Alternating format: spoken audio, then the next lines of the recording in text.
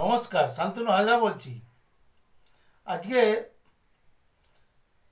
আজকে বলবো যে পশ্চিমবঙ্গের রাজ্যপাল পরিবর্তন হবে, এটাই সবাই চাইছে নাকি?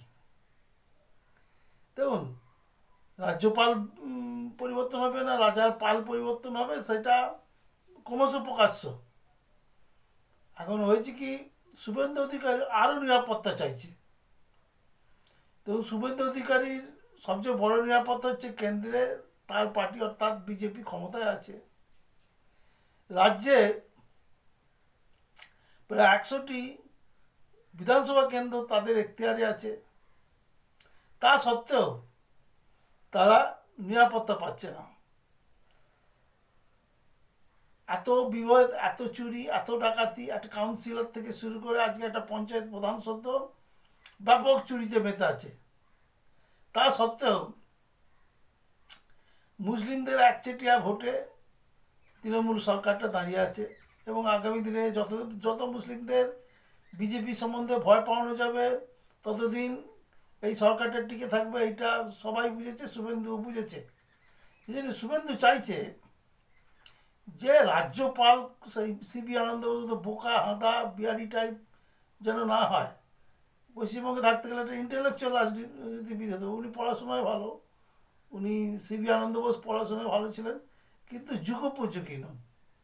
উনি এখানকার মাটিতে উনি অচল, অপদার্থ।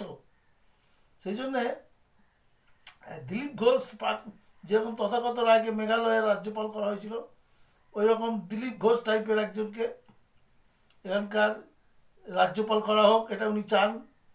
এবং যাকে চান এরকম লোক অনেক পাওয়া যাবে, বিজেপির মধ্যেই আছে। তাকে খানিকটা সেই স্যার বীরেন স্যারের মতো হতে হবে, অর্থাৎ বিরোধিতা থেকেও একটা ভদ্রতা, শালীন জায়গায় অবস্থান করতে হবে। এ বিষয়ে পশ্চিমবঙ্গ থেকে তো রাজ্যপাল হওয়ার নিয়ম নেই। পাশের রাজ্য বিহার থেকে নিলেও হবে না, সেই সিবি আনন্দ বোসের মতো করবে। কেরালাতে ইন্টেলেকচুয়ালে ভর্তি, প্রাক্তন মন্ত্রী আমলায় ভর্তি, সেখান থেকেও নেওয়া যাবে না।